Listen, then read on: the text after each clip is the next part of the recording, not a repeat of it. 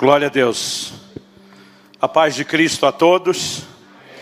Dia de festa, dia de alegria, onde celebramos não uma instituição, mas o que Deus, por meio da instituição que Ele levantou, tem feito, né? Não deixamos de reconhecer que a igreja é muito maior do que a igreja local, do que uma estrutura institucional.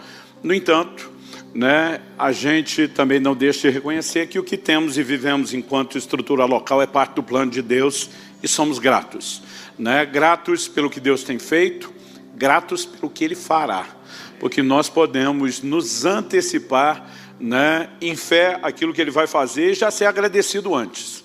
E então, assim, eu posso dizer diante de Deus que na hora dessa eu consigo levantar a plaquinha que os torcedores levantam no fim do jogo, eu já sabia. A diferença é que alguns deles só levantam se o time ganha. Se perde, sai com ela enroladinha, quieto, cabeça baixa, né? Mas por quê? Porque Deus nos gerou uma convicção, né? Tão logo eu conheci o Milton e a Viviane, eu acredito que Deus... Minha esposa, ela brinca desde o início do nosso casamento, ela fala assim, eu acho que você é uma espécie de olheiro. Quem conhece a linguagem do futebol lembra do olheiro, aquele que procurava talentos, né? Ela falou, você enxerga o que a gente não enxerga. Eu falei, amor, eu não enxergo nada. A gente enxerga quando Deus deixa enxergar, né? Não quer dizer que seja só com os que nós enxergamos. Os que enxergamos, Deus quer que a gente participe.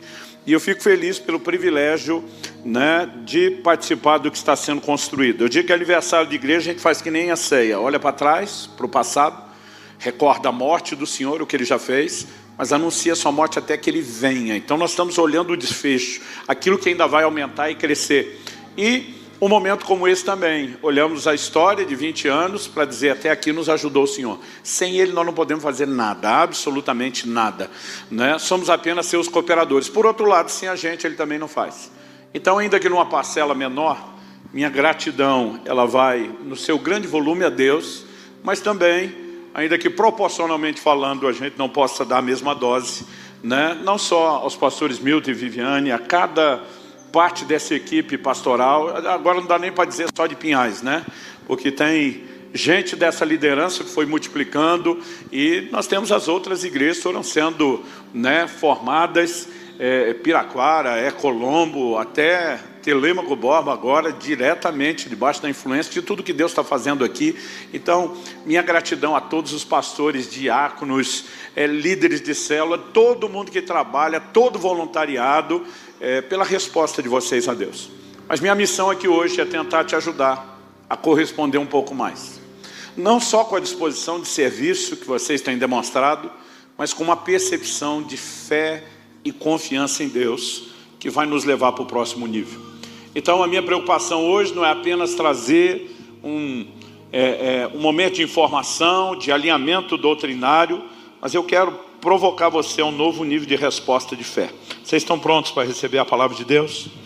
Então abra a sua Bíblia, por gentileza, na primeira carta de Paulo a Timóteo, no capítulo 1, e nós vamos ler o verso 17. Ele vai ser o nosso ponto de partida e vai dar o direcionamento, o trilho no qual a gente vai se mover. Eu vou ler na Nova Almeida atualizada, mas qualquer que for a sua versão, acompanhe comigo. O texto diz assim: ao Rei eterno, imortal, invisível, Deus único, honra e glória para todos sempre. Amém. Eu vou pedir por gentileza que você repita essa frase comigo. Diga: ao Rei eterno, imortal, invisível, Deus único, honra e glória para todos sempre.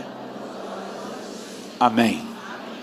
O apóstolo Paulo, obviamente, fala não de si, mas movido e inspirado pelo Espírito Santo, e ele apresenta uma pequena lista com alguns adjetivos que são empregados para Deus. Rei eterno, imortal, Deus único. No meio dessa lista surge a expressão invisível. Eu gostaria de dizer que isso não é apenas um adjetivo usado para classificar Deus. Mais do que um adjetivo, nós temos uma característica que tem que ser reconhecida como apresentada pelo próprio Deus, procede dele a inspiração, uma característica que o próprio Deus usa na revelação de si mesmo na Escritura.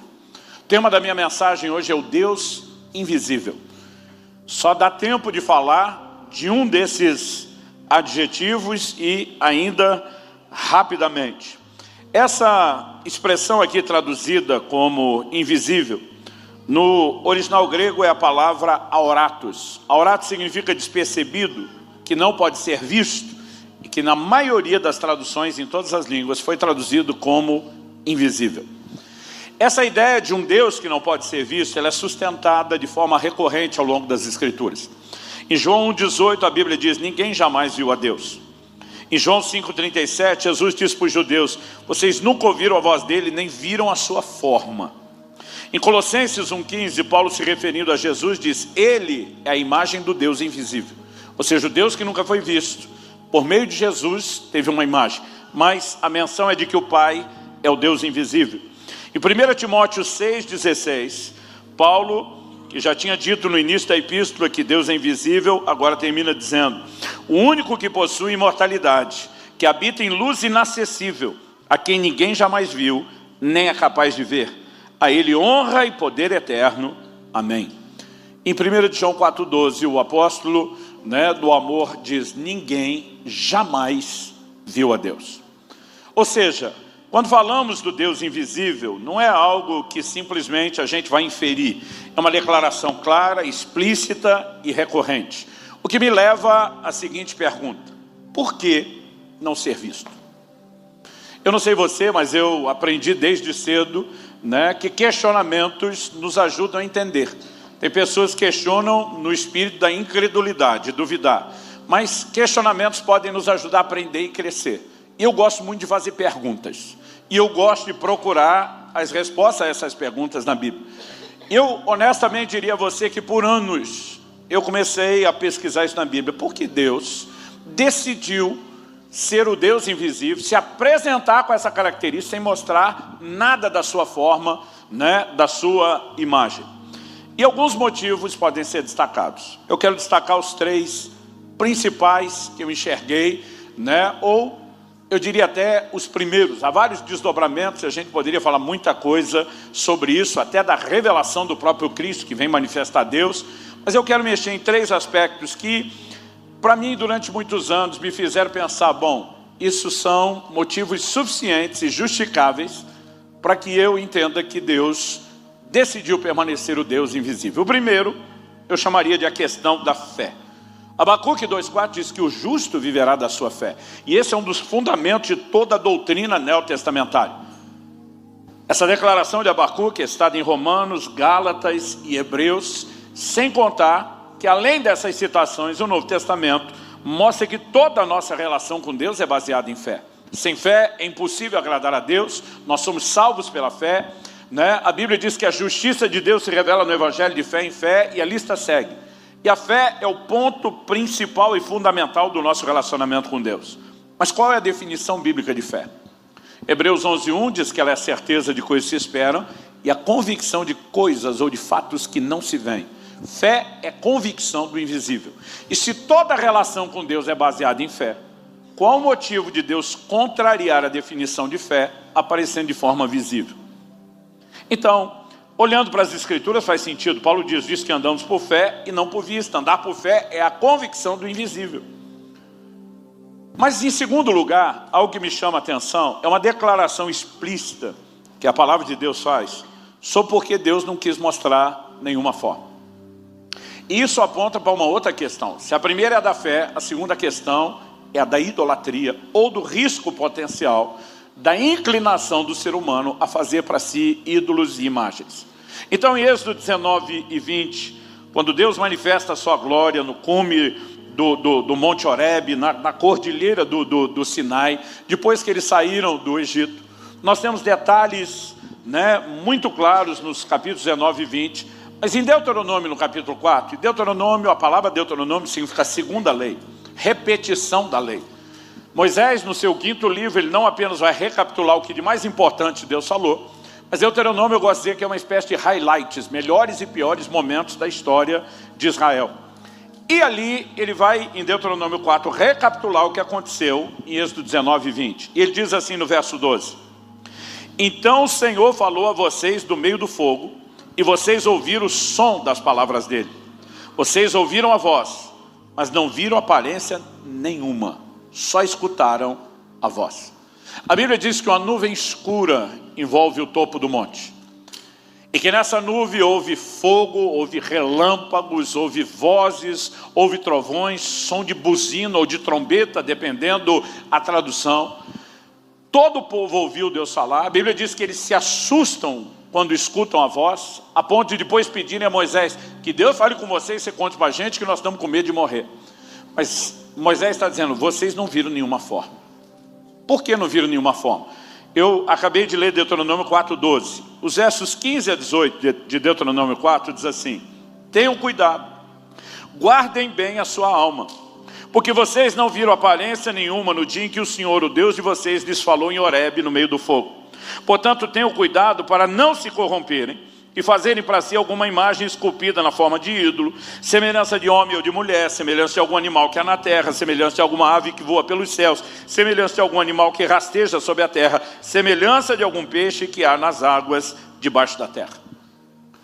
Então, Moisés claramente está dizendo, Deus não apareceu de nenhuma forma, porque não queria que vocês tentassem reproduzir qualquer forma vista, ou que alguém alegasse ter visto na forma de um ídolo. Então ele disse, não vou dar material para que vocês trabalhem em cima de nenhum elemento visual. E nos versos 23 e 24 ele ainda diz, tenham o cuidado de não se esquecer da aliança que o Senhor seu Deus fez com vocês. Não façam para si nenhuma imagem esculpida, semelhança de alguma coisa que o Senhor, o Deus de vocês, proibiu. Porque o Senhor, o Deus de vocês, é fogo consumidor, é Deus zeloso. Então, o segundo motivo para Deus permanecer invisível nessa relação conosco era evitar o risco de que a gente se inclinasse a cometer o erro da idolatria. E a terceira questão, que ao longo dos anos para mim ficou muito clara, eu a definiria a primeira questão de fé, a segunda questão da idolatria, a terceira eu a definiria como a questão da limitação humana. O que eu quero dizer com limitação humana? Mesmo se Deus dissesse, tudo bem, não vai atrapalhar a fé, nem vai ter problema de idolatria, eu acho que eu posso aparecer para vocês. A gente sabe que a coisa não seria bem assim. Por quê? Porque nós não poderíamos suportar a manifestação da presença dele. Então, se ele fizesse, ele mesmo sabe disso, eu e você seríamos desintegrados pela manifestação da sua glória. É por isso que eu e você estamos aguardando o dia de redenção plena. E Paulo em 1 Coríntios 15 fala sobre o dia em que esse corpo mortal vai se revestir de imortalidade, e o que é corruptível vai se revestir de incorruptibilidade. Ele diz, carne e sangue não pode entrar no reino de Deus. Não pode, não é apenas porque é proibido. Não pode apenas porque carrega consigo a natureza pecaminosa e impureza. Mas não pode porque não suporta o nível de glória e santidade daquele ambiente. Então, quando Moisés, em Êxodo 33, faz um pedido ousado a Deus, ele diz, me mostra a sua glória. Moisés já tinha tido algumas manifestações, que eu vou chamar de limitadas de Deus. Ele vê um fogo na sarça, mas não vê nenhuma forma, e de lá ele ouve a voz de Deus. Ele tinha acabado de descer de 40 dias no topo do monte, mas a Bíblia fala sempre daquela nuvem escura. Porque uma nuvem escura, Deus está dizendo, não vou deixar vocês enxergar nada do que está aqui dentro. Ele agora faz um pedido ousado em Êxodo 33, diz para Deus, me mostra a sua glória. E a resposta de Deus, nos versos 20 a 23 de Êxodo 33, é, você não poderá ver minha face, porque ninguém verá minha face e viverá. Ele diz, Moisés, não tem condição de eu atender o que você está pedindo. Se você me encarar, já era. Você não suporta. Mas Deus diz, eu vou dar um jeito de responder o que você pediu, mas não vai ser a medida cheia do que você quer. É como se Deus dissesse, vou te dar uma versão mais limitada. Deus diz assim, eis aqui um lugar perto de mim, onde você ficará sob a rocha. Quando a minha glória passar, eu porei você numa fenda da rocha. O cobrirei com a mão até que eu tenha passado. Depois, quando eu tirar a mão, você me verá pelas costas. Mas a minha face ninguém verá. Então, o Deus que nunca apareceu com nenhuma forma, não fez pela ausência de forma. Ele está falando de rosto, ele está falando de costa. A Bíblia fala da mão do Senhor. Ainda que na teologia a gente usa expressões como, um palavrão parece, né, no sentido de grande, antropomorfismo, que fala de Deus usar elementos do entendimento humano que não necessariamente precisam ser literais. A Bíblia está mostrando que Deus tem forma para poder aparecer. mas que de alguma forma ele tem motivos, e um deles ele falou, você não pode suportar. Então quando nós olhamos para essa explicação, isso nos ajuda a entender o que é que nos aguarda no futuro. Isso nos ajuda a entender algumas aparentes, vou botar entre aspas, contradições, porque a Bíblia não se contradiz. Primeiro vamos falar do que nos aguarda no futuro. O apóstolo Paulo em 1 Coríntios 13 diz que hoje nós conhecemos em parte, profetizamos em parte. Mas ele diz, quando vier o que é perfeito, pleno, completo, o que é em parte será aniquilado. Então ele diz, hoje nós conhecemos em parte, um dia conheceremos como somos plenamente conhecidos. O que significa? Como somos conhecidos? Por Deus, que é onisciente, que nos conhece de forma irrestrita, plena e completa. A Bíblia está dizendo que um dia nós vamos conhecê-lo do jeito que ele nos conhece. Ou seja, a revelação plena nos será facultada e possibilitada. E eu não sei você, mas eu me encho de empolgação, de expectativa, de esperança quando eu ouço uma promessa como essa. Mas até que esse dia chegue, eu fico olhando a questão da fé, da idolatria, da impossibilidade. E para mim são motivos satisfatórios para gerar em mim a esperança e também a paciência daquele dia quando vamos vê-lo de forma plena. Mas essa separação de uma revelação plena e de uma revelação limitada nos ajuda a entender o que eu vou chamar aqui daquela aparente contradição. Eu fiz questão de ver vários textos, de ler com vocês no início, citar vários textos falando que ninguém jamais viu a Deus. Mas há vários outros textos no Antigo Testamento que vai falar de gente que viu Deus. E aí, normalmente eu sou bombardeado por perguntas, que as pessoas falam, mas por que a Bíblia diz que ninguém viu a Deus? E ela fala que a gente viu Deus, não há contradição? Eu digo não. O que você precisa entender é que quando a Bíblia está falando sobre não ter visto sua forma, está falando de revelação plena. Deus diz para Moisés, se você vê de forma completa, você não suporta. Então Deus diz, vou te dar algo menor. O que você está vendo sou eu. Mas não é a definição de quem eu sou. É só o que você pode suportar. Dá para entender a diferença? Então, por exemplo, em Êxodo, no capítulo 24, nos versos 9 e 10, a Bíblia fala que não só Moisés, antes de pedir para ver a glória, mas junto com ele, Arão, os filhos de Arão e 70 dos anciãos de Israel, a Bíblia diz subir um monte. E diz assim, e viram o Deus de Israel, sob cujos pés havia como que uma pavimentação de pedra de safira, que se parecia com o céu na sua claridade. Deus não estendeu a mão contra os escolhidos dos filhos de Israel. Eles viram Deus, comeram e beberam. Agora, o próprio Moisés que viu Deus está dizendo para Deus, eu quero ver. Porque ele sabe que não viu tudo. A Bíblia diz que viram sob os seus pés uma pavimentação como safira. O texto sugere para mim, não é claro, que talvez eles tenham visto a parte do pé de Deus sobre o seu trono, pisando algo extraordinário, mas não foi uma revelação completa. Senão Moisés não estaria depois pedindo, eu quero te ver. Mas Moisés, você viu ou não viu? Eu vi, mas não vi tudo, eu quero ver mais. E Deus está dizendo, esse é o problema, não dá para ver tudo ainda. Então quando você começa a entender isso, fica mais fácil compreender textos como Gideão, que quando descobre que quem apareceu para ele era o anjo do Senhor. Quando a Bíblia usa essa expressão o, artigo definido, em vez de um indefinido, um qualquer, o anjo, é sempre o que na teologia nós chamamos de teofania. É a soma de duas palavras, teo significa Deus, fania é revelação, aparição. Então são aparições limitadas. No sentido de que Deus não mostrou tudo que era, tanto que alguns de imediato não conseguiram reconhecer que era ele. Gideão fica com medo de morrer. Quando vê que não morreu, ele levanta um altar ao Senhor e chama Jeová Shalom, o Senhor é paz. Que ele está dizendo, ele não queria me matar, escapei. No mesmo livro de Juízes, você vai ver Manoá, pai de Sansão, com a sua esposa, para quem o anjo do Senhor apareceu. Quando ele descobre, na hora que o anjo desaparece, sobe aos céus, que era uma manifestação do próprio Deus, ele diz para a mulher, nós vamos morrer. Ela disse, se Deus quisesse matar, a gente já tinha sido desintegrado. Nós não vamos morrer. Isaías, no capítulo 6, diz, eu vi o Senhor assentado num alto e sublime trono. Talvez o ângulo e a perspectiva que ele olha, ele não tenha visto tanta coisa ou detalhes. Ele observa o trono, ele observa as orlas do seu manto, que é a revelação de Deus como rei, enchendo o templo. Mas os próprios serafins que estão ali diante de Deus proclamando santo, santo, com várias das asas que tem, cobrem o rosto. E de alguma forma ele entende, ai de mim, o pouco que eu vi, eu vou morrer, eu vou perecer. Eu imagino, pelo menos é o que eu faria nessa altura do campeonato, eu baixando a cabeça dizendo, não posso ver mais.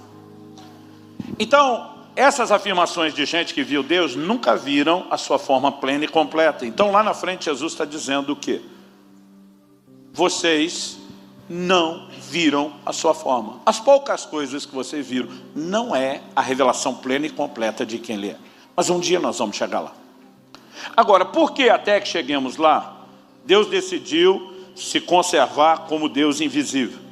Esses três argumentos para mim sempre foram bons o suficientes para eu dizer, é justo, é viável, é sábio, isso faz com que possa valer a pena, que a gente espere. Mas recentemente, e esse é o cerne da mensagem, eu gastei todo a introdução, o primeiro ponto, só preparando para chegar aí. Deus falou algo a respeito desse assunto, dizendo que tem um motivo que você nunca enxergou. A gente pode chamá-lo de um quarto, a gente pode chamá-lo de um desdobramento de um deles, e esse é o cerne da minha mensagem hoje. O Senhor falou comigo, você tem olhado para Deuteronômio 4 de maneira equivocada, porque você não viu o quadro inteiro. E eu voltei para Deuteronômio 4, eu li várias vezes, falei, não, esse texto mostra que o Senhor não apareceu por causa da idolatria. Eu estou falando exatamente o que está escrito. Ele falou, ok, mas o seu problema é a definição do que são os ídolos. Na minha cabeça eu sempre achei que Deus está dizendo, não faça ídolo de outros deuses, imagem de outros deuses. Deus está dizendo, eu não mostrei minha forma para vocês não reproduzirem na imagem quem eu sou. Deus está dizendo, a proibição não é só ídolo de outros deuses que não são Deus. Deus está dizendo, eu não quero imagem nem minha. E aí a conversa muda. Porque alguém poderia fazer uma imagem daquilo que viu e dizer, não estou adorando outro Deus. Estou adorando o Deus que eu vi. Mas por que Deus nunca quis uma imagem de si? E nós vamos entender que o que aconteceu em Êxodo 32, quando fizeram o bezerro de ouro, não foi diferente da advertência de Deuteronômio 4. Em Êxodo 32, de 1 a 5, se você quiser me acompanhar, nós vamos perceber um detalhe que é muito, muito importante nessa construção. Nós vimos, eu citei antes, que em Êxodo 19 e 20, Deus falou, todo o povo ouviu, mas eles ficaram assustados e falaram para Moisés, fale Deus com você, você conta para a gente. Nós não damos conta de aguentar a manifestação dessa glória.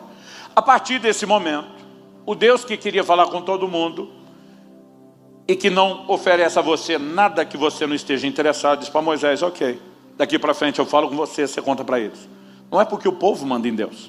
Eu estou dizendo que vocês não estão interessados, perderam o acesso. Moisés, você repassa. Ainda quero que eles ouçam a minha voz, mas não vão mais ouvir direto. A partir desse momento, Moisés se torna a única conexão deles com a voz de Deus.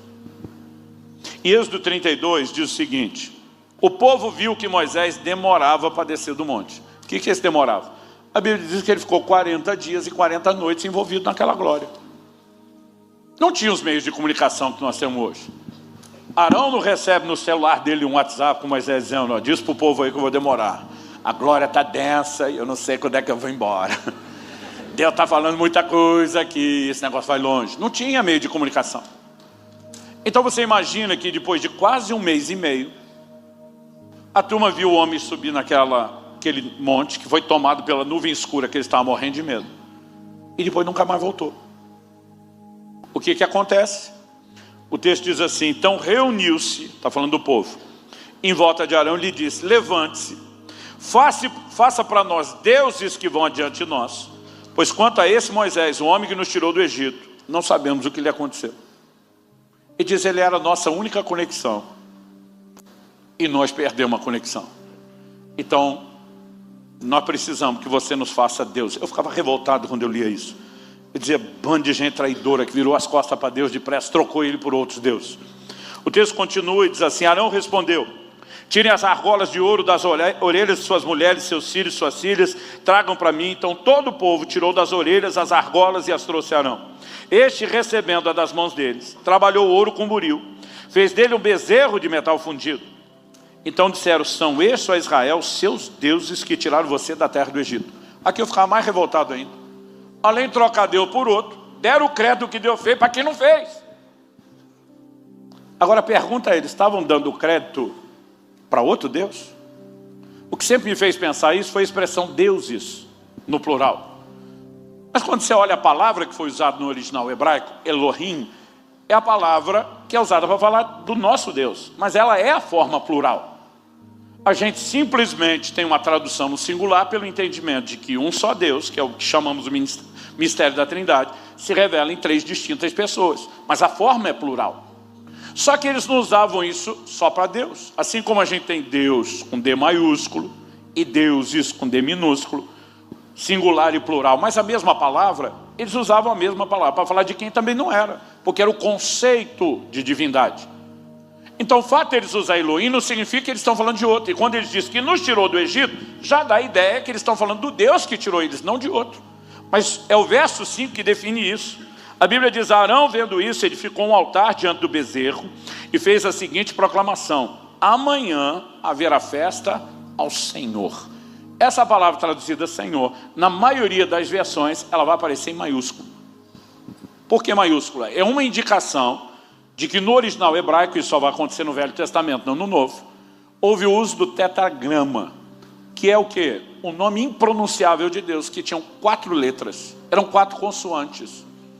Ninguém conseguia falar o nome de Deus, não tinha vogais. Então as tentativas de traduzir esse nome, então você pega, por exemplo, a tradução brasileira, que é mais antiga, está traduzido: amanhã haverá festa a Jeová. A palavra Jeová e Yahvé são a tentativa de pronunciar o nome com a gente colocando possíveis vogais que a gente imagina, e Deus nunca disse qual era a pronúncia. Então Arão não está falando de um outro Deus. Quando eles dizem são os deuses tirados do Egito, ele diz é Yahvé, é Jeová. Só que eles deram uma forma que Deus nunca revelou. Isso foi suficiente para que a ira de Deus se acendesse. E lá na frente, Moisés pergunta: o que é que esse povo fez para você levá-los a cometer tamanho pecado? Então Deus nunca quis uma imagem de si. E aqui nós temos um detalhe importante. Porque isso não significa apenas trocar Deus por outro. Significa não diminuir quem Deus é. Então a essência da minha mensagem hoje é: não limite Deus. Deus está dizendo: não me reduzam a algo menor. Qualquer tentativa de dar uma forma ao que eu sou me limita ao que eu não sou. E ao longo das Escrituras você vai ver Deus o tempo todo nos chamando a um entendimento de que Ele é maior, de que Ele é Deus grande, que Ele não pode ser comparado com absolutamente nada. Por quê?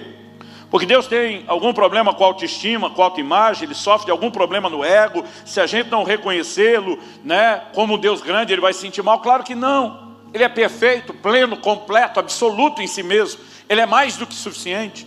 Ele não precisa de nenhum reconhecimento da minha ou da sua parte. Aliás, Paulo, pregando em Atos 17, a Escritura registra isso. Ele afirma: Deus não é servido por mãos humanas como se precisasse de coisa alguma. Não há nada que o homem possa dar a Deus que Deus tenha necessidade. Então, se Deus não precisa do reconhecimento da grandeza, por que Ele quer o reconhecimento? Porque é o único meio dele poder fazer grandes coisas nas nossas vidas. E Ele está dizendo: não me atrapalhem, não me impeçam de fazer mais na vida de vocês. E aí, isso faz sentido. Deus chamou minha atenção. Eu estava num período curto de tempo fazendo uma leitura bíblica na sequência, de Gênesis a Apocalipse. E quando Ele falou isso comigo, ainda estava em Deuteronômio. Deu tempo de eu ler o resto da Bíblia, até Apocalipse, observando o quanto Deus chama o povo a um reconhecimento da sua grandeza. É impossível citar esses textos numa mensagem. Teria que escrever um livro inteiro sobre isso, porque Deus faz isso o tempo todo. Mas eu quero citar algumas para que você perceba a recorrência. E um desses textos está em Isaías capítulo 40. Eu vou ler do 12 ao 26. O texto é grande, mas não dá, né? Eu digo grande no sentido daquilo que a gente normalmente costuma usar numa mensagem para tentar ser rápido e objetivo. Mas não dá para não lê-lo. E eu já fiz um recorte, que é o mínimo que a gente tem que ler. Verso 12 de Isaías 40. Quem na concha da sua mão mediu as águas e tomou a medida dos céus a palmos. Deixa eu fazer uma pausa. Desde a antiguidade, entre os conceitos de imensidão, que você vê em toda a literatura da humanidade, você sempre vai encontrar comentários a respeito da grandeza do céu e da quantidade ou da imensidão das águas do oceano. Deus pega esses dois conceitos historicamente inquestionáveis, que talvez estejam entre os ápices do conceito de grandeza da humanidade, e Deus culhamba: quem na concha da mão mediu as águas? Quem mediu os céus a palmos? E diz: isso vocês acham que é grande? Para mim é nada. Aí ele continua e diz assim: quem recolheu o pó da terra na terça parte de uma vasilha e pesou os montes e as colinas numa balança? Quem guiou o Espírito do Senhor, ou como seu conselheiro o ensinou?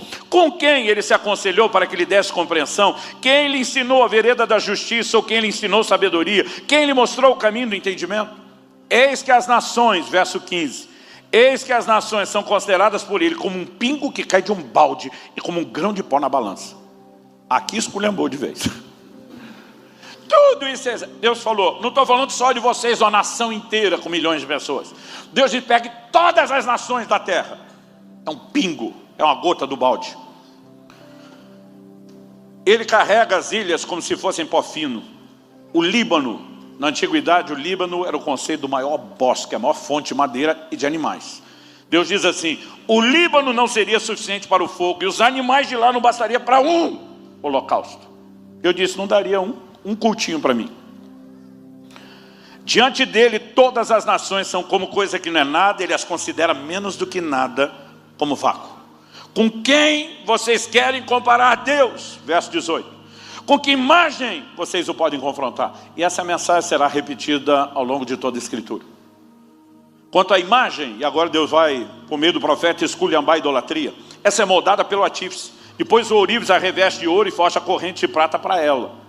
Mas ele diz, o pobre, que não tem ouro e nem prata, que não pode fazer tal oferta, escolhe madeira que não apodrece e procura um artífice perito para fazer uma imagem esculpida que não oscile, que não se corrompa, que dura, que não cai. Deus pergunta, será que vocês não sabem? Será que não ouviram? Será que isso não lhes foi anunciado desde o princípio? Vocês não entenderam isso desde a fundação do mundo? Vocês não atentaram para os fundamentos da terra? Ele é o que está sentado sobre a cúpula da terra, cujos moradores são como gafanhotos. É ele quem estende os céus como cortina e os desenrola como tenda para neles habitar. É ele quem reduz a nada os príncipes e torna em nulidade os juízos da terra. Mal foram plantados e semeados, mal se arraigou na terra o seu tronco, já secam, quando o sopro passa por eles e uma tempestade os leva como palha.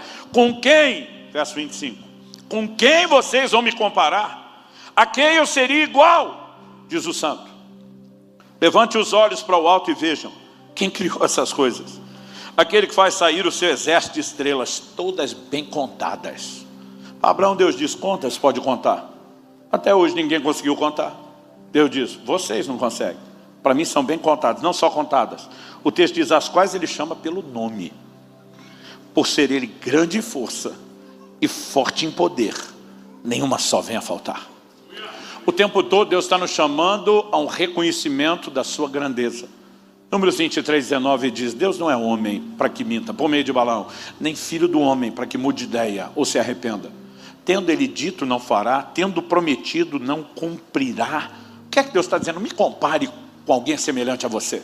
Eu não estou no nível de vocês, eu estou num outro nível, eu sou muito maior. E Deus não está o tempo todo falando isso, como repetir, por alguma preocupação consigo mesmo. O ponto claro é qual? Segundo Crônicas 16, 9 diz, os olhos do Senhor passam por toda a terra. De novo, o uso do antropomorfismo. A ideia de que ele está procurando, ele é onisciente, ele não precisa dar varredura de olhos como nós fazemos. Mas a Bíblia quer nos ajudar a entender. Ele está procurando, quem ele está procurando? Aqueles cujo coração são inteiros para com ele, para que possa se mostrar forte para com eles. Deus não vai mostrar sua força para todo mundo. Ele está procurando quem está me olhando de forma diferente, quem está entregando o coração de uma forma diferente, quem está correspondendo comigo de uma forma diferente. Para esses eu vou mostrar minha força. Então, se eu e você não entramos na revelação de uma percepção maior de grandeza, nós estamos limitando Deus. Não limitamos quem Ele é, limitamos o que Ele pode fazer na nossa vida. E a pergunta prática a ser feita para mim e para você é, mesmo que eu e você, que já conhecemos a Jesus, não só não fazemos imagens de escultura, como condenamos quem relaciona com elas, mesmo dentro do contexto do cristianismo, condenamos a prática, não as pessoas.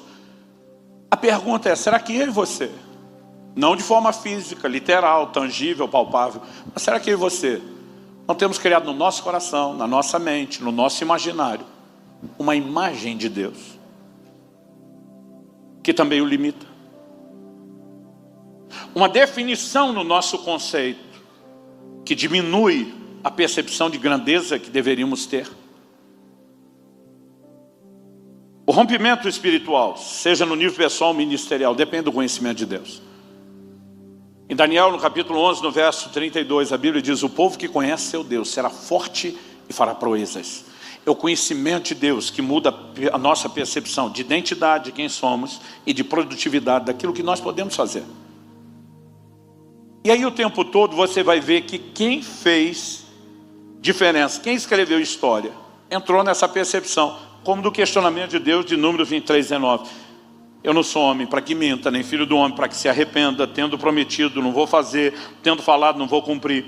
Abraão, por exemplo, que é chamado de o pai da fé, e deixou pegadas a serem seguidas. Em Romanos 4, 20 e 21, a Bíblia diz: não duvidou por incredulidade da promessa de Deus, mas pela fé se fortaleceu, dando glória a Deus, estando plenamente convicto. Eu amo essa palavra. Não é só convicto. A gente fala de convicção, já é forte, mas a Bíblia diz plenamente. Plenamente é preenchendo todas as medidas possíveis, estando plenamente convicto de que Deus era poderoso para cumprir o que havia prometido. Eu gosto de dizer que a fé se apoia no caráter de Deus. Se Ele prometer, Ele não vai mentir. Mas ela também tem a percepção do poder, da grandeza dEle, para fazer aquilo que na minha mente é impossível. É por isso que ao longo da Escritura, Deus também trabalha esse conceito. Lucas 1,37, o anjo diz: porque para Deus não haverá impossíveis em todas as suas promessas. Ele está dizendo: impossível é coisa da cabecinha de vocês. Da perspectiva dele, nada, absolutamente nada é impossível. Em Marcos 10, 27, Jesus, ensinando os discípulos, diz: para os seres humanos é impossível, contudo não para Deus, porque para Deus tudo é possível. Ele está dizendo: vocês estão aqui no universo da impossibilidade, da possibilidade. Deus está aqui no universo da impossibilidade. Só que a nossa forma no mundo de possibilidades, ela vai ter um ponto que a gente diz: daqui para cá é impossível. No universo de possibilidades, para Deus tudo é possível. Não existe a impossibilidade. E porque o tempo todo Deus está tentando reprogramar a nossa mente. Porque se eu e você não tivermos a percepção da grandeza de Deus, nós vamos limitar aquilo que Ele pode fazer. Eu comecei a perceber nessa última leitura bíblica que fiz, e Deus começou a falar essas coisas comigo no finalzinho de julho. Agora, eu comecei a perceber ao longo de agosto, porque até o fim de agosto eu tinha terminado essa leitura, não só as declarações de Deus nos chamando ao reconhecimento da grandeza, mas eu fiquei perplexo com o tanto de indiretas e informações implícitas e nas entrelinhas que você tem, de que quem fez diferença era a gente tinha uma percepção da grandeza de Deus. Porque a nação de Israel escolheu Saul para ser rei. Era o maior cara que eles tinham. Quem ia liderar o exército tinha que ser uma figura que inspirava a confiança dos outros e metia medo do inimigo. Mas quando o Golias aparece, que é maior que o Saul não teve coragem de encarar. Ninguém teve. Aí aparece um baixinho invocado, que nunca foi à guerra, sem nenhuma experiência. Ele olha para o desafio do Golias e diz: que esse incircunciso filisteu para afrontar os exércitos do Deus vivo. A percepção de grandeza dele não é de si como guerreiro. A percepção de grandeza dele é de Deus. Ele diz: vocês estão olhando o tamanho do cara, eu estou olhando o tamanho de Deus. Isso aí é um inseto que Deus vai esmagar no meio do caminho. Saul diz: então luta com a minha armadura. E diz: filho, lutar com isso aí podia fazer você melhor do que eu. E se usar recurso humano, vamos usar o divino. Ele olha para o Golias e diz: você vem contra mim com espada, com lança. Davi não diz para ele: eu vou contra você com fundo e pedra. Ele diz: eu vou contra você em nome do Senhor dos Exércitos. E ele diz para o Saul: eu posso nunca ter feito isso com gente, mas já treinei com os bichos. Leão, urso, encarei todo mundo. Deus me livrou deles, Deus me livra do gigante. É a percepção de Deus. Quem está entendendo? Quando Salomão vai construir a casa que Davi almejava, e Deus confiou isso a Salomão, ele, na hora de recolher elementos, você está pedindo madeira para casa, para alguns reis da região, a Bíblia diz que a afirmação que ele faz, segundo Crônicas 2, versos 5 e 6, é a seguinte: o templo que edificarei será grande, porque o nosso Deus é maior do que todos os deuses. Para justificar o volume de madeiras, ele está dizendo para o fornecedor: a casa que eu vou fazer é maior, é mais excelente e gloriosa do que você pensa. Nunca na história houve um templo como o de Salomão. Ele diz: porque o nosso vai ser maior? Porque o nosso Deus é maior do que todos os deuses. Ele diz: essas imagens que eles usam, que nem são Deus de verdade, tem templo decente, o nosso que é maior, vai ter muito melhor. Mas mesmo esse templo maior, olha o que Salomão diz, eu acho isso o máximo. Ele diz assim, no entanto, quem seria capaz de lhe edificar um templo? Visto que os céus e até o céu dos céus não podem conter. Salomão diz, é besteira achar que esse Deus maior do que o próprio universo que ele criou, pode ser contido numa casinha dessa. Que mesmo sendo maior do que a dos outros deuses, para ele é uma casinha de nada. Mas se ele não pode ser contido nem nos céus dos céus, para que fazer uma casa? Salomão diz, e quem sou eu para lhe edificar um templo? A não ser para queimar incenso diante dele. Ele está dizendo, Deus não precisa de uma morada. Nós que precisamos de um lugar para honrá-lo, para orar a ele, para adorá-lo. Isso não tem a ver com ele, tem a ver conosco. Então mesmo essa casa maior do que o dos outros, não define o tamanho de Deus, ele é maior. Isso está espalhado em toda a Escritura. Eu comecei a perceber declarações na adoração de Davi e dos demais salmistas. E se repete, por exemplo, Salmo 145:3, grande é o Senhor e muito digno de ser louvado, sua grandeza é insondável. A frase usada em Isaías 40 vai aparecer em outros textos. Isaías 46:5, com quem vocês vão me comparar? A quem eu seria igual? E que coisa semelhante confrontarão comigo? De novo Deus esculhamba os ídolos. Eles os põem sobre os ombros, levam-no, põem no seu lugar e aí ele fica. Do seu lugar não se move. Recorrem a ele, mas nenhuma resposta ele dá. E não livra ninguém da sua tribulação. Lembrem-se disso e animem-se. Pensem a respeito disso, ó rebeldes. Lembrem-se das coisas passadas, das coisas da antiguidade, que eu sou Deus e não há outro. Eu sou Deus e não há outro semelhante a mim. Desde o princípio anuncio o que há de acontecer. Desde a antiguidade revelo as coisas que ainda não sucederam. Eu digo, meu conselho permanecerá em pé e farei toda a minha vontade. De novo a pergunta prática é, será que eu e você não temos feito uma imagem, criado uma imagem interior de Deus, o conceito de Deus que o limita? E quando eu falo isso, não é dizer que ele não tem poder para fazer nada. Mas será que nós não estacionamos só no nível de percepção que chegamos? A ponto de não perceber que nós não estamos conseguindo avançar para ver coisas maiores? Tirando Jesus, de quem João claramente diz, se todos os milagres que ele operou fossem registrados, nem no mundo inteiro caberiam os livros. Mas tirando Jesus, falando daqueles de nós que nascemos como mortais, pecadores, ainda que se aproximando de Deus, eu acredito talvez ninguém viu milagre como Moisés. Nem quantidade, nem intensidade. Esse cara era doutorado no sobrenatural. Expert do mais alto nível. Mas depois de ter visto as coisas mais extraordinárias possíveis, tem um momento que Números 11 relata que o povo está murmurando. Nossa alma está cansada, está enfastiada desse pão vil. É o jeito que eles chamam o maná. Você imagina acordar todo dia num deserto, onde você não planta, não colhe, não tem comida estocada. Mas Deus faz chover comida todo dia. E o povo reclamando do que Deus dá. Deixa eu te dizer, a maior parte da murmuração, mesmo dos crentes, não é por ausência do que Deus faz, é pela falta da compreensão do que Ele faz. E esse povo começa a murmurar, e Deus se incomoda, Deus se irrita. Deus diz para Moisés, quer saber se quer comer carne? Eu vou mandar carne. Eles vão comer carne o mês inteiro. Eles vão comer carne até sair pelas narinas. Quando Deus fala isso para Moisés, o Moisés que já viu de tudo, ele diz para Deus, aí também não. E ele vai tentar dar uma aula de logística para Deus. Tipo assim, ó, deixa eu te explicar o que o senhor não está entendendo. Números 11, de 21 a 23. Moisés, porém, respondeu, depois de Deus dizer que eles iam comer o mês inteiro. Este povo no meio do qual estou é de 600 mil homens em pé. E tu dizes, eu lhes darei carne e eles a comerão durante o mês inteiro. 600 mil. Você consegue imaginar o pesadelo logístico de fazer um churrasco só para 600 homens? Não estou falando de 600 mil, 600 homens. Todo dia alguém falou, pastor, aquele tempo tudo era muito machista, porque diz que Jesus multiplicou pão contra os homens, aqui Moisés está contando o homem. Eu falei, não, filho, é porque nem as mulheres e crianças juntos comem o que os homens comem. Na hora da logística você só conta homem, porque são as dragas, as máquinas de devorar alimento.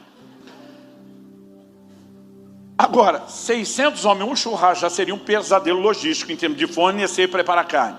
600 mil comendo carne o mês inteiro, de manhã, de tarde, de noite, por um mês. O Moisés está dizendo para Deus: o senhor parou para fazer a conta? Vamos fazer uma conta, eu e você. Não são só os 600 mil. Esses são os homens de guerra.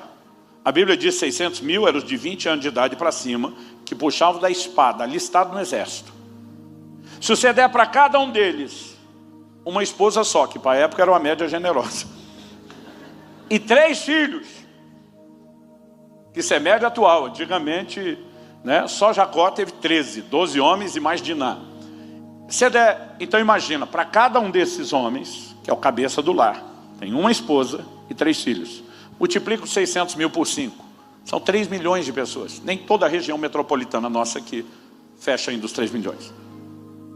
Agora, dá um churrasco para 3 milhões. E um mês inteiro de carne. No deserto. O que o Moisés fala: quantos rebanhos de ovelhas e de gado teríamos que matar para que tivesse o suficiente? Ou será que bastaria se ajuntássemos para ele todos os peixes do mar? Ele diz: Deus, nem se o Senhor passar a rede, arrancar os peixes todo o mar, tem carne para todo mundo para um mês. O que é que Deus responde? Porém o Senhor respondeu a Moisés: será que a mão do Senhor se encurtou? Está dizendo: ó cabeção, eu perdi meu poder? Ou você me deixou estacionado só do nível que viu e não está pronto para o que vem? Preste atenção, se nós queremos entrar no novo, nós vamos ter que entender o que Deus está falando. Porque é um novo nível de conquista, um novo nível de milagres, é um novo nível de manifestações, que para chegar lá, a percepção de grandeza tem que aumentar primeiro. Deus diz: agora mesmo você verá se a minha palavra se cumprirá ou não. E ninguém fez nada. O dia seguinte começa a chover codornizes, bandos e bandos. Chover, cair. A Bíblia diz que empilhava. A Bíblia diz que eles não davam conta de comer. Chegava a perder e apodrecer carne. E o povo tentando comer, porque não sabe quando vai comer de novo. Alguns comeram até sair pelo nariz. E Deus ainda julgou a glutonaria de muitos. A pergunta a ser feita é: será que eu e você não criamos uma imagem? Que não significa que ele não tem poder, mas tipo, ele pode vir só até aqui. Ele podia salvar só o tanto de familiar que já salvou. Ele podia curar só o que nós vimos acontecer até agora. Daqui para frente não tem mais nada. Ele podia trazer milagre e provisão só para esse nível. A igreja podia chegar até 3 cultos. Mas não mais do que isso. E nós estacionamos em algo que a gente acha que está bom, ou que tem a ver com o tanto que nós entendemos do que ele pode. Mas ele pode e ele fará muito mais. É por isso que nós temos que destruir algumas dessas imagens. Deus está dizendo: eu nunca mostrei imagem para que vocês não me limitem. Então errado não é só fazer imagem física. Uma definição interior de algo menor do que ele é, nos limita igualmente. Quem está entendendo? Dito isso, o que é que nós podemos fazer de prático? E aqui eu termino. Nós temos que crescer na revelação de Deus. A revelação de Deus é progressiva. Provérbios 4,18 diz: a vereda do justo é como a luz da aurora, vai brilhando mais e mais. Luz é uma das figuras de revelação na Bíblia, até ser dia perfeito. A Bíblia diz: hoje nós conhecemos em parte, um dia vamos conhecer plenamente. A luz vai crescendo até chegar à medida plena. Ainda que ela não seja alcançada aqui agora, ela precisa aumentar. Oséias 6,3 diz: conheçamos e prossigamos em conhecer a Deus. Ou seja, tem mais para conhecer do que o que nós já conhecemos. Em 1 Coríntios 15:34, Paulo diz: voltem à sobriedade como convém, não pequem, porque alguns ainda não têm conhecimento de Deus. Digo isso para vergonha de vocês. Ele não está falando dos ímpios, gente. Quando ele diz não tem conhecimento de Deus, ele está falando com os crentes. Ele está dizendo: o conhecimento de vocês, de alguns de vocês, é tão pequenininho, é tão sem vergonha, que não dá nem para chamar de conhecimento de Deus. O que vocês têm é uma caricatura, uma distorção de quem ele é, do tanto que vocês o limitaram. Ele diz: volte à sobriedade, bora conhecer Deus. Pastor, como nós podemos fazer isso? Nós precisamos entender que na vida devocional do crente, um dos elementos fundamentais é o tempo de leitura, meditação e estudo da palavra de Deus. Tem crente que fala assim: eu não fui chamado para pregar, não preciso ler a Bíblia. Eu digo: como é que é? Outro dia alguém falou: pastor, o senhor começou a estudar a Bíblia com dedicação por causa do seu chamado para pregar? Eu falei: não, eu comecei a estudar porque eu queria viver. Para eu viver eu tinha que entender. Quando eu comecei a entender e viver, eu fiquei tão empolgado que eu falei: eu preciso repartir isso com os outros. E a pregação e o ensino passou a ser a consequência daquilo que funcionava na minha vida. Eu não fui buscar conhecimento bíblico para ter o que falar no púlpito. E Deus nos livre de só transbordar uma informação de algo que você não tem autoridade para dizer ou falar. Eu lembro que meu filho Israel começou a ler a Bíblia muito cedo, várias vezes. Aos 6 anos de idade, quando ele fez aniversário, eu dei uma Bíblia para ele, dessas que eu chamei de Bíblia de gente grande. Era uma versão mais fácil, acho que era a Bíblia viva, mas já não era aquela coisa de criança. Minha esposa é pedagoga, ela não esperou as crianças ir para a escola. Aos 5 anos ela estava alfabetizando os dois num nível bem diferenciado. E ele já tinha uma boa leitura quando chegou aos 6 anos. E eu falei, filho, papai vai te dar a Bíblia de gente grande que você já consegue ler. Ele olha para mim e faz a pergunta: quantos capítulos por dia eu tenho que ler da Bíblia para eu lê-la em um ano? Falei, vamos fazer a conta? Naquela época a gente não tinha isso no celular, fazia com calculadora mesmo. Falei, a Bíblia tem 1189 capítulos. A maioria dos anos, tirando o bissexto, que é o caso do ano que vem, tem 365. Dividimos, dava 3,25. Significa o quê? 3 capítulos e 1/4 de capítulo por dia. É a média. Falei a Bíblia em um ano. Eu não consigo entender crente que tem 10, 20 anos, nunca leu a Bíblia uma vez. Falei em um ano, você imagina que os 3 capítulos ainda dá para parcelar, um de manhã, um no almoço e um à noite. Gente, pelo amor de Deus, não estamos falando de algo tão complicado. O menino falou, pai, eu quero ler em um ano. Falei, filho, esse ponto 25 vai ser difícil de controlar. Então nós tentamos algumas coisas, mas no final o que deu certo foi o seguinte. Falei para ele, de segunda a sexta, dia de aula, os 5 dias você lê 3 capítulos. Sábado e domingo, que você não tem aula, você lê 4. Faltavam 2 ou 3 semanas para ele fazer 7 anos de idade. Ele tinha lido a Bíblia a primeira vez, aos 6 anos de idade. Aos 7 anos ele leu a Bíblia a segunda vez. Aos 8 anos ele leu a Bíblia a terceira vez. Com 9 ele falou, pai, se eu ler o dobro, eu leio 2 no ano. Falei, é. Ele falou, eu vou ler 7 por dia. Então ele começou a ler a Bíblia 2 vezes por ano a partir dos 9. Aos 11 anos ele tinha lido a Bíblia já 9 vezes. Eu não estou falando de algo que é tão difícil para você. Mas aí minha filha, 3 anos mais nova, malandramente, mesmo vendo o irmão ter dado todo aquele exemplo prático, ela só lia salmos, ela não lia mais nada na Bíblia. Porque ela amava o louvor e a adoração. E um dia eu falei, filha, você só lê salmo, canta salmo, fala salmo, decora salmo, mas não te vejo ler o resto. Ela falou, pai, o Isra lê tudo porque ele vai ser pregador. Eu vou ser adoradora. Tipo, eu não preciso. Eu falei, você está maluca. Primeiro tá maluco é achar que você não vai pregar. Porque você vai. E você não vai porque eu estou mandando. Você vai porque eu discerni algo no plano e no propósito de Deus. Segundo, mesmo que você for só da música, as líderes de louvor e compositoras que você mais admira compuseram as músicas baseadas no quê? No que elas entendem da palavra. Se você não tem entendimento doutrinário, nem para música você vai servir, a menos que você se limite a só interpretar o que outros compuseram. Eu falei, filha, presta atenção. Você precisa da Bíblia para viver em Deus, independente de pregar ou não. Então eu falei, a partir de hoje eu estou na sua cola. Porque tem gente que tem esse conceito, eu não vou pregar, não preciso. E gente, não é algo tão complicado. Eu não estou dizendo que você tem que fazer loucura o tempo todo. Eu li agora num jejum a Bíblia inteira em 40 dias. Mas já fiz 2 vezes no mês. Mas já teve ano inteiro que eu não li ela de capa a capa. Eu fiquei focado em porções.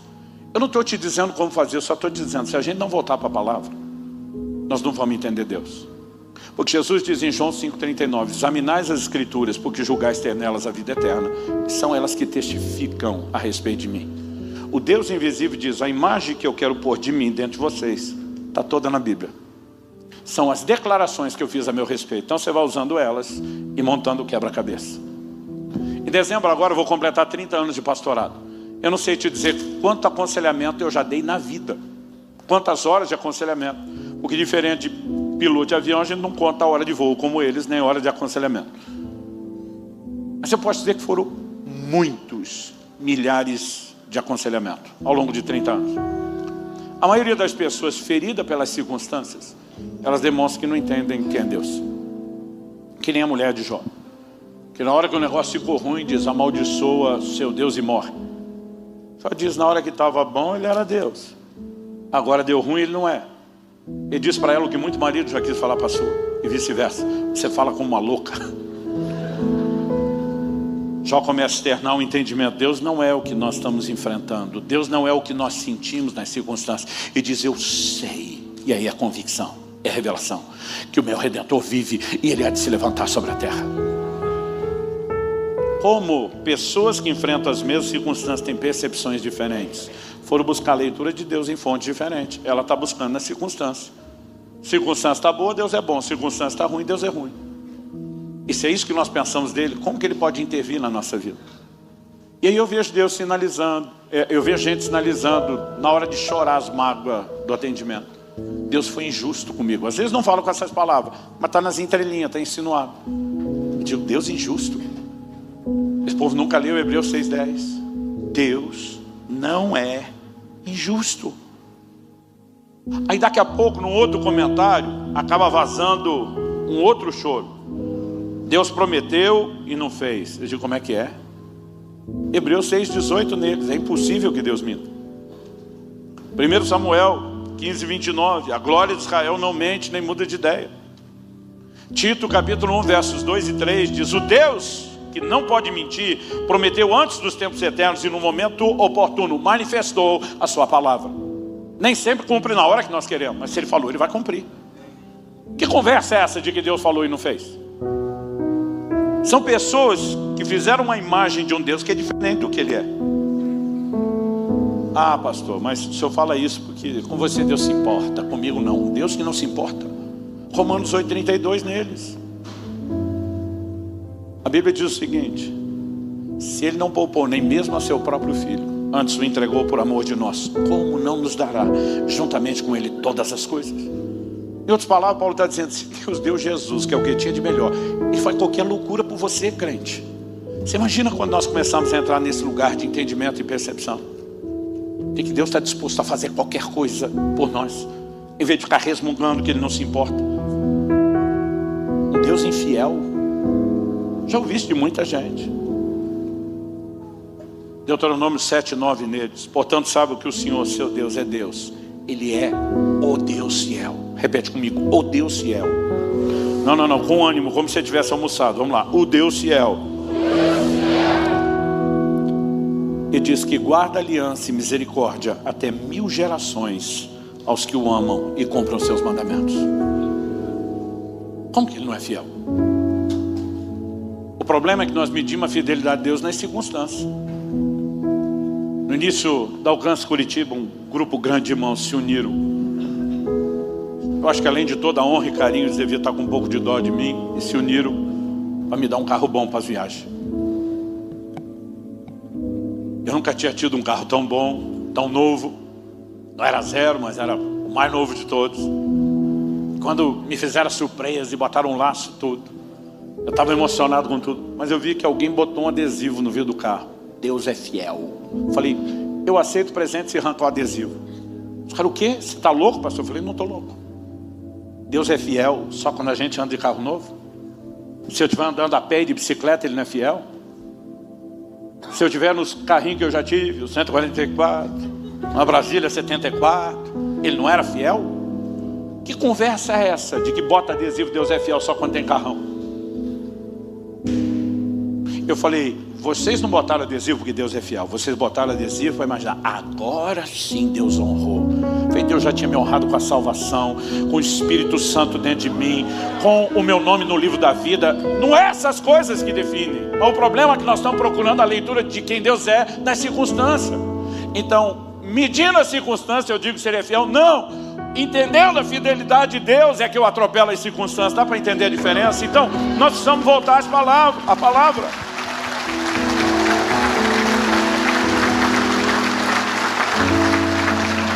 Um Deus cujo amor falha. Romanos 8, 38 e 39 neles. Se você não lembra, eu te lembro. Porque eu estou bem certo. Paulo disse que Abraão estava plenamente convicto. Agora ele não disse só, eu estou certo. Eu estou bem certo. Convicção. De que nem a morte, nem a vida, nem os anjos, nem os principados, nem as coisas do presente, nem do porvir, nem os poderes, nem a altura, nem profundidade, nem qualquer outra criatura poderá nos separar do amor de Deus que está em Cristo Jesus, nosso Senhor. Como questionar o amor de Deus? Mas se nós não mergulharmos na palavra Esse tem sido o meu anseio. Davi diz: uma coisa pedi ao Senhor e a buscarei. Uma coisa. Quando Natan vai confrontá-lo pelo pecado de Batseba, ele falou: Deus te deu tudo isso. E Natan ainda fala assim: e se fosse pouco, ele daria mais. Ele está dizendo para Davi: tu tinha carta branca, crédito irrestrito para conseguir o que quer. E ele diz: mas eu quero uma coisa só. E diz: eu pedi uma coisa, e é isso que eu vou buscar, que eu possa habitar todos os dias no seu santuário. Para que, Davi? Contemplar sua formosura e dizer: eu quero admirar Deus, os atributos de Deus. Ele diz: e para meditar no seu santo templo. Outras traduções dizem inquirir. A palavra ali usada é estudar, examinar, pesquisar. Ele está dizendo: eu quero estudar Deus, não só os atributos para ficar babando na adoração, mas para a minha percepção de grandeza aumente, e aumente, e aumente. Ele não foi chamado de um homem segundo o coração de Deus por perfeição, porque a Bíblia diz que ele não tinha. Mas como talvez nenhum outro ser humano demonstrou, havia um anseio para entender e compreender Deus. E eu e você precisamos ser tomados pelo mesmo desejo de crescer na revelação. O caminho ainda é a palavra, mas tem algo que se soma a ela, que é uma química explosiva: é a vida de oração. Jeremias 33:3: invoca-me que te responderei. A maioria dos crentes põe um ponto aí e diz: isso aqui é oração. Eu peço, Deus atende. Eu clamo, Ele responde. Mas não é só isso. É isso e mais um pouco. E é o mais um pouco que a gente não tem visto em sacrificar.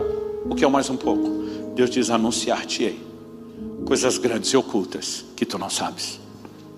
Um ambiente de oração que é cultivado com frequência nos introduz numa percepção de revelação. Jesus disse que o Espírito não apenas nos faria lembrar o que Ele diz, recordar a palavra, mas Ele diz: Ele vai guiá-los a toda a verdade. Toda aplicação prática da palavra é obra do Espírito Santo, e normalmente essa obra vem no ambiente de oração. É por isso que você precisa de uma vida devocional. Eu fico doido quando as pessoas chamam isso de religiosidade. O ataque deles ao chamar isso de religiosidade é uma desculpa que eles não façam. Agora, se eles não têm fome e anseio de Deus, o problema é deles. Se você temos e a revelação de Deus vem por lá, nós não vamos fazer isso por obrigação. A Bíblia fala daquele cujo prazer está na lei do Senhor. Nós precisamos entrar nesse lugar de prazer. É a minha lente de entendimento e de descoberta de Deus. É o que me permite ver o que Ele não mostrou. Quem está entendendo? Olhar para trás de vez em quando ajuda. Porque a maioria de nós, além de não crescer na revelação, está perdendo o que já teve. Então, às vezes, recordar o que Deus fez não nos deixa perder. Mas não é tudo que você precisamos. No Salmo 77, eu encerro aqui, de 11 a 14, nós lemos: recordarei os feitos do Senhor. Certamente me lembrarei das tuas maravilhas da antiguidade. Meditarei em todas as tuas obras e pensarei em todos os teus feitos poderosos. O teu caminho, ó Deus, é de santidade. Que Deus é tão grande como o nosso Deus. Ele diz: não tem para ninguém. Eu lembro de um amigo que foi pregar numa igreja. Era dessa igreja pentecostal, daquelas trincar mamona. Ou seja, ele esperava barulho, vibração do povo. Mas ele falou: ouvi uma frase inusual, fora do comum. Tinha um irmão que, enquanto eu pregava, ele não gritava glória a Deus, aleluia, fala a Deus. Ele só gritava: eita Deus grandão! E esse amigo falou: rapaz, aquilo mexeu comigo. Porque de alguma forma esse camarada estava conseguindo não só repetir o que os outros falam, mas admirar. Deus é grande, é maior do que nós o temos definido. E às vezes a gente não lembra nem o que Ele fez, o que dizer, entrar no que Ele quer fazer de maior. E sabe, a gente tem que olhar para trás em momentos como esse e tem que ser grato a Deus. Festas como essa não podem deixar de acontecer, porque quando a gente vai olhando tudo que Deus fez, a gente começa a entrar num lugar onde a gente diz: eu não vou perder a percepção. Mas o problema é que nós não podemos parar só na lembrança. Anos atrás eu acordei um dia bem desanimado. O mundo parecia branco e preto em vez de colorido. Deus estava offline. O sinal, a internet tinha caído. Não tinha conexão com Ele. A oração não fluía. A adoração. Meu devocional, eu desisti dele logo no começo. Eu estava desanimado. Era aquele dia assim que a fé parece que tinha desaparecido. encontrei um crente empolgado, aleluiado. Daqueles quando você vê, você pensa, hoje não. Tipo assim, me poupe. Pastor, glória a Deus, que bom te encontrar. Alguém me falou que o senhor deu um testemunho assim, assim, é verdade. Eu falei, é verdade. E eu doido para escapar. Não, pastor, o senhor nasci. O senhor normalmente gosta de contar a história com detalhes. Tá bom, aconteceu isso. Não, pastor, isso não é detalhe. O senhor mal ampliou o que ele falou. E eu pensando, se esse é o preço para me livrar dele, vamos lá, ok? Foi isso. E dei todos os detalhes. Pensei, agora eu escapo. Ele, glória a Deus. E essa outra? Também é verdade ou é lenda urbana? Eu gosto de citar isso porque tem uns testemunhos meus que as pessoas me contam que nunca aconteceu comigo. Acho que a cada conta aumenta um ponto. Ou às vezes eles misturam uma história com outra. Então as duas metades são verdadeiras, mas junto aquele híbrido já não é mais. Ele falou, isso é verdade? Eu falei, tirando esse detalhe, o resto tudo é verdade. Não, pastor, cadê os detalhes? Ok, pastor, detalhes. Aí vou lá eu, para me livrar de você. Comecei de novo todos os detalhes. A diferença é que já na segunda história, combinando com a primeira, lembrando os detalhes, alguma coisa começou a mexer dentro de mim. E eu comecei a surtar. Quando terminei a segunda, eu olhei para ele, tá bom ou quer mais? Porque agora quem queria contar era eu. Sabe o que eu entendi? Aquele cara não precisava ouvir as histórias, já estava empolgado. Quem precisava lembrar era eu. E eu agradeci a Deus. A lembrar o que Deus fez, só nos ajuda a não perder o nível do que a gente alcançou. Uma semelhança de Moisés, a gente pode estar estacionando dizendo para Deus, mas daqui para frente também não. Se nós queremos romper. E essa palavra é importante hoje porque ela é profética. Você não tem noção daquilo que nos aguarda como igreja. Pastor, glória a Deus, 3 cultos. Pelo menos 2.000 pessoas. Chegamos onde deveríamos chegar. Não, isso é só o começo. Isso é só o começo. Outro dia alguém falou, de onde o senhor tira tanta empolgação? Eu falei, vou pegar uma frase de um outro pastor que eu vi. Eu visitei o futuro, gostei do que eu vi e resolvi morar lá desde já. Nós estamos indo para um lugar de conquistas maiores, mas isso não precisa ser só para o coletivo, para a igreja. Deus quer que cada um de nós viva e experimente coisas que nunca experimentou. Nós precisamos disso. No final de agosto agora, estava acho que na virada do 38º, 39º dia de mais um desses jejuns que eu tenho feito. E eu pensei, pela primeira vez está tudo normal. Tipo assim, não aconteceu nada de muito diferente, sobrenatural, espetacular.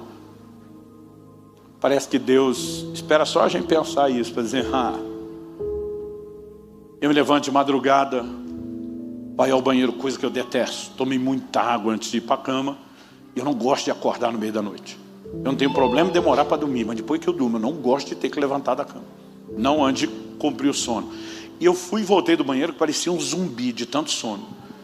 Honestamente, eu cheguei a pensar, eu estou com medo de dormir no caminho de volta de pé. De tão assim, profundo que estava o sono.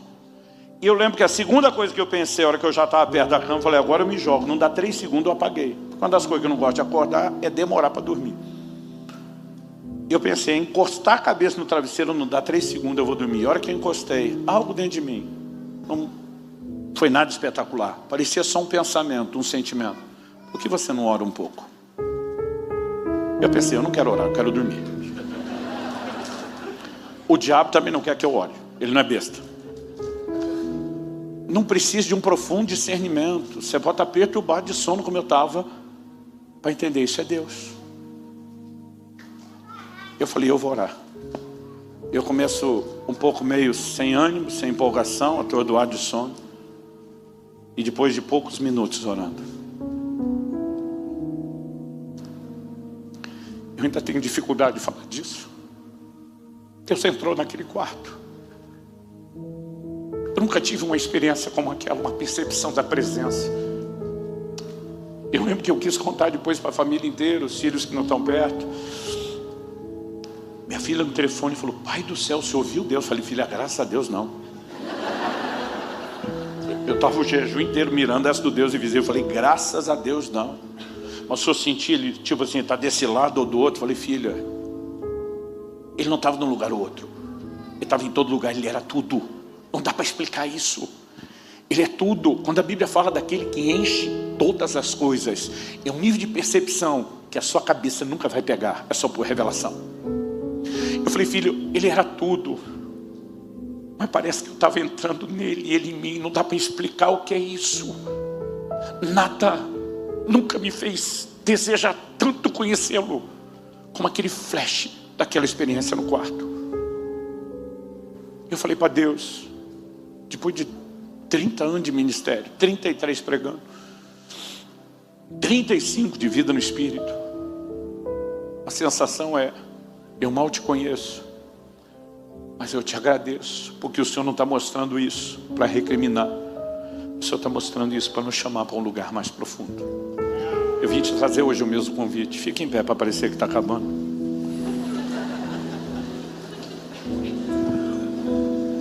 Antes de eu orar com você, eu quero que você faça a sua própria oração. Alguns de nós temos que nos arrepender, porque nós temos imagens, não são ídolos literais. Imagens que diminuem Deus na nossa mente, na nossa imaginação, no nosso coração e no nível de fé que nós construímos. Assim como Moisés pegou aquele bezerro de ouro e moeu com ele, está na hora da gente moer essas imagens internas e entrar numa decisão, ele é maior do que isso. Quantos músicos ministros, eu vou pedir que a princípio, depois você pode fazer isso, não agora. Nesses primeiros minutos, não cante com eles.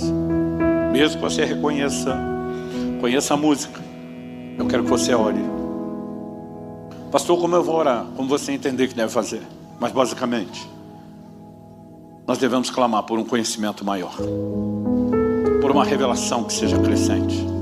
Nós precisamos nos arrepender de estar limitando Deus. Entender que Paulo está dizendo, volte à sobriedade, para de pecar. Por isso que eu disse que precisamos nos arrepender. Porque quanto maior for a nossa percepção de grandeza, mais nós vamos desfrutar. Deus será na minha e na sua vida do tamanho da nossa fé. A nossa fé será do tamanho da revelação que nós temos. Então nós precisamos parar de limitá-lo. Vamos clamar por Ele. Talvez você possa até dizer, Senhor, eu acho que eu preciso ser chacoalhado. Eu preciso de algo que provoque minha fome, minha sede como nunca antes. Ore como você achar melhor. Nós vamos orar a respeito disso. Confira esta outra linda pregação que pode tocar seu coração e inspirar sua fé.